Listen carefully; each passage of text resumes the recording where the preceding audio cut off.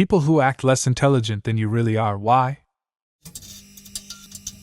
Life is easier if people think you're stupid. No one expects as much. At my last 2 jobs, I didn't play dumb. I was overworked. Everything was pawned off on me constantly. This job, I play dumb. I get to do just my job and nothing else. I go home with no stress. The horrible truth. In many jobs, being good at it is a bad thing. You're still gonna get paid the same as the people who just coast through the week while having to do more work than them. Exactly. In a lot of fields, if your manager boss knows they can count on you to handle responsibilities above your pay grade, or even just be the best of all the employees on your same level, they will come to expect that of you and typically demand more and more from you. Now, hypothetically, I think this should be a good thing, as it should make you eligible for promotions and raises, but a good percentage of bosses' managers are going to laugh in your face if you asked for a raise to compensate you for any of the extra work you do. I did that in my last job, and when I asked for a raise, it got declined. So I left. On my current job, I try to do the best work I can again. The other 3 people on the team are just chillin'. My boss noticed, and I asked for a raise after my probation time ended and got it. Got another raise now that my contract got renewed another 5 months later. Turns out having a good boss who actually pays attention helps. Much easier to act dumb than have to explain shit every time. Better to pretend you're dumb and pleasantly surprised than to pretend you're smart and disappoint. It's the old technique of lowering expectations to the point you literally can't fail. Underpromise, overdeliver. Don't want to come across as a know-it-all. Definitely, I think I struggled to date for a while because of this. My coworkers and I, at least I like to think, are all pretty smart and well educated. We talk a lot about the world, politics, history, art, you get the picture. I've recently started seeing a girl who wouldn't fit well in with my friends and who I've been seeing alone. While I don't act less intelligent, I don't pursue the same conversations I do with my pals. And you know what? It's so very relaxing to be with her. People who tend to always act as smart as possible all the time usually are annoying as shit to be around. Yep, I dated this girl whose father ran his own machine shop but had never graduated high school.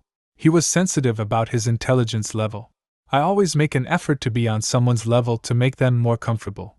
So I just talked to him about his work and life and stuff.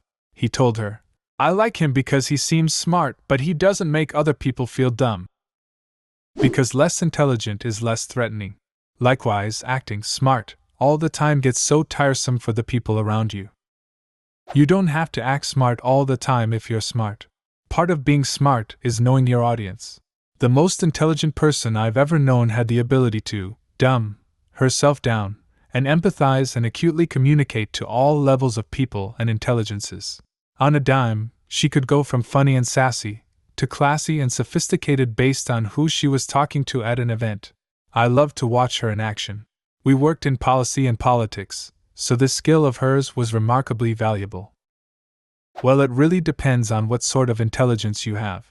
I know plenty of people who are really smart when it comes to numbers, or music, or sports or something else, but not very socially intelligent. Being able to read people is not something you can automatically do just because you're smart. As the ancient proverb says, "The wise eagle hides his claws, don't let them put their guards up." Not so much intelligent, but I have a really good memory and I hold back a lot on it because it can weird people out when you remember random things that happened months or years ago. This right here freaks my husband out every time. I have to pretend not to remember things. It freaks out my wife that I know so much about her as well, but it's only really what she told me or I was there for. I just ask her if I'm not supposed to know my wife well. It's also not my fault I remember important things about her, but it's apparently my fault I forgot to buy milk on the way home. I had a stroke and often find it difficult to communicate. I have found that people assume I'm stupid or don't want to be engaged, when in fact I have a master's degree and just can't respond or speak in that particular moment. What happens inside you when you are unable to communicate, if you don't mind me asking? Do your thoughts kind of erase in that moment? Are you able to think but not speak, or is it something else? Not OP, but I have aphasia to a lesser extent, traumatic brain injury. For me, it's like trying to walk when your legs are asleep.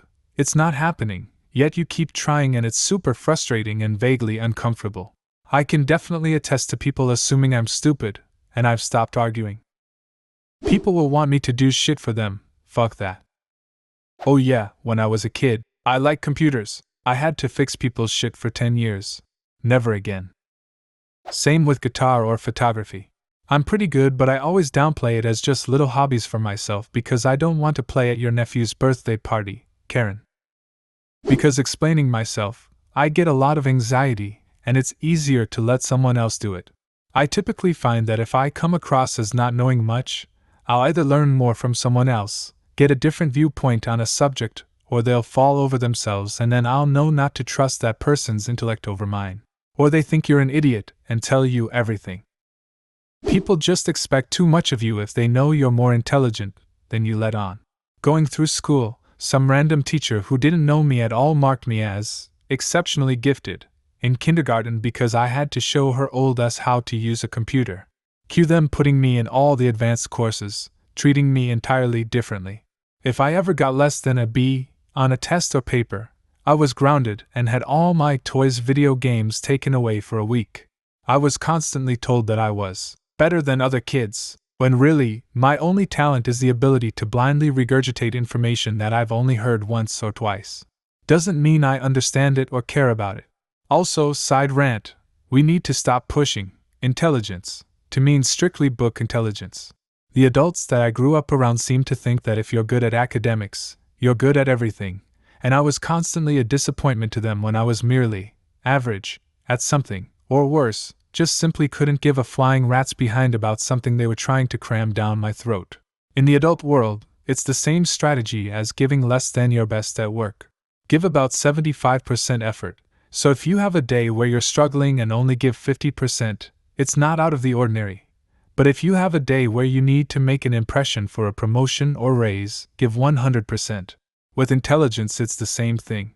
People expect something that's going to be substandard, and when they get a decent product back from you, they're pleasantly surprised, and you end up looking better than if they already thought well of you and you gave them a product that only met, but did not exceed their expectations.